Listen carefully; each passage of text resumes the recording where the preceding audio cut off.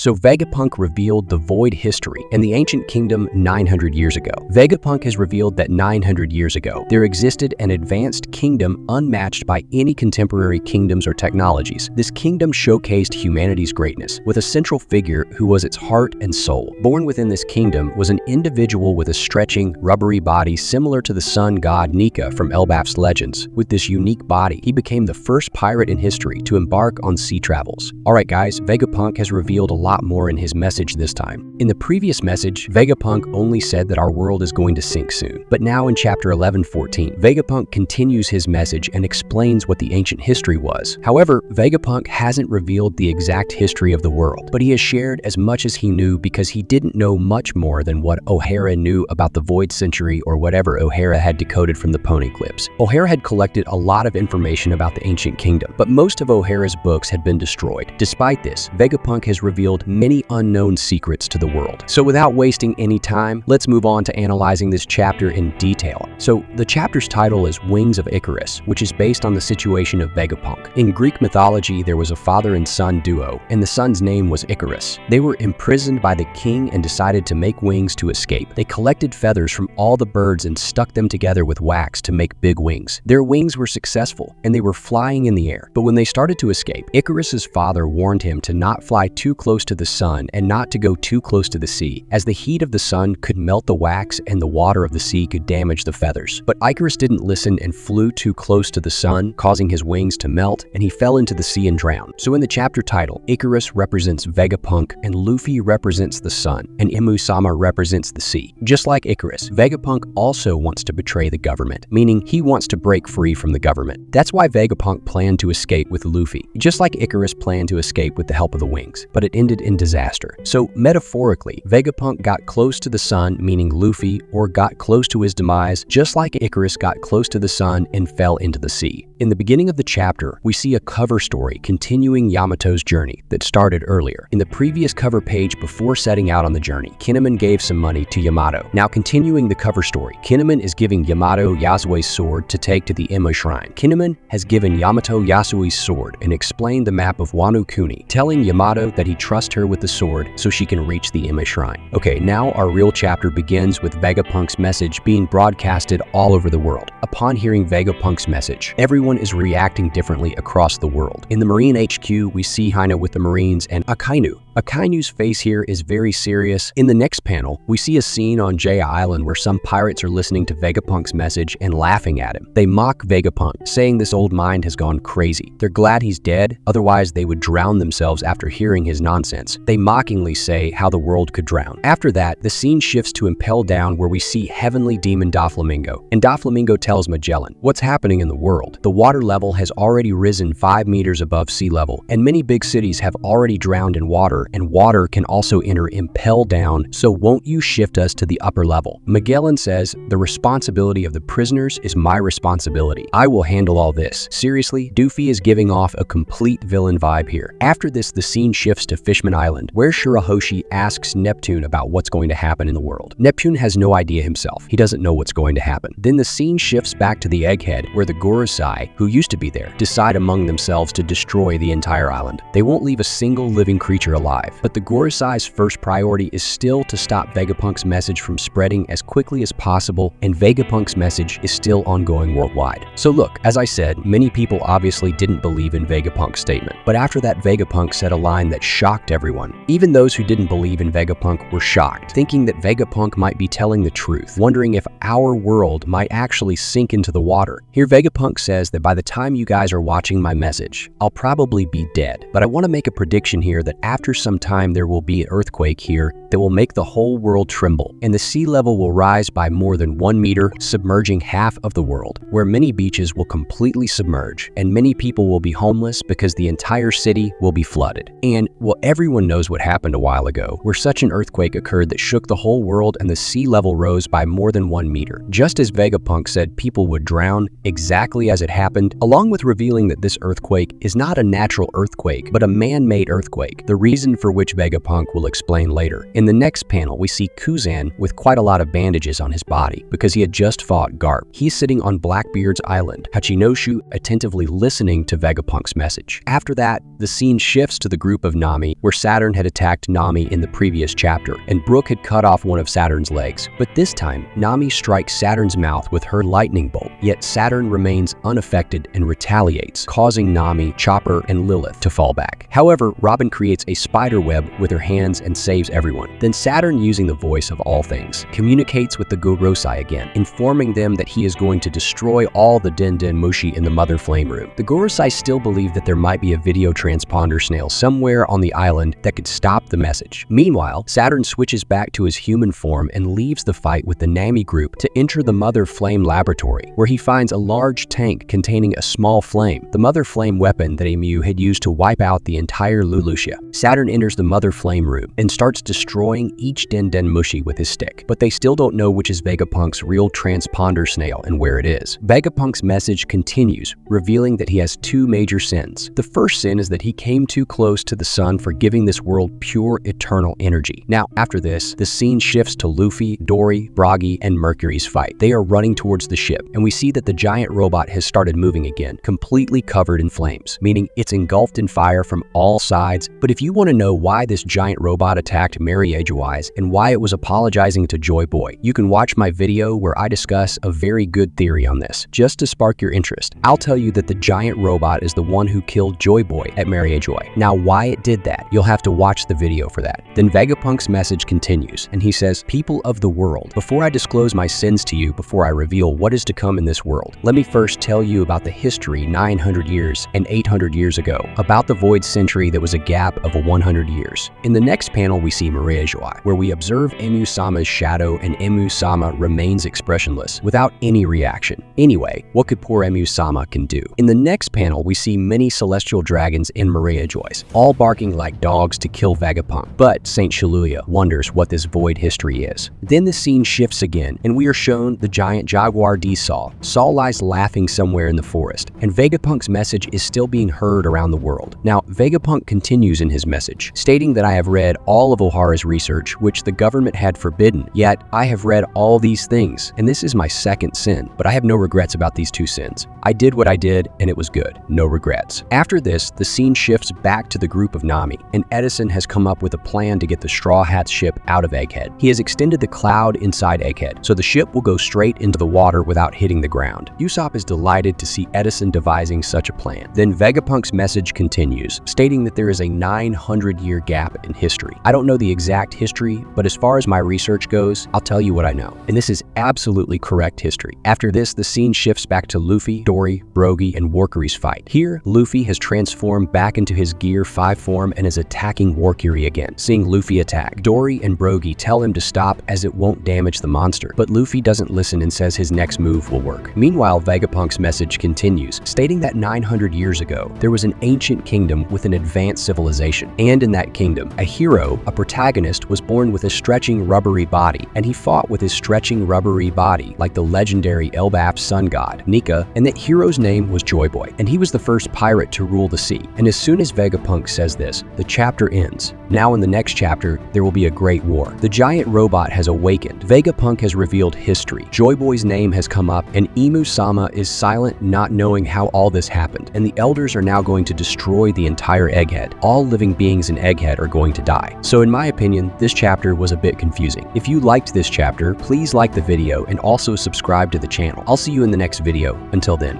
goodbye.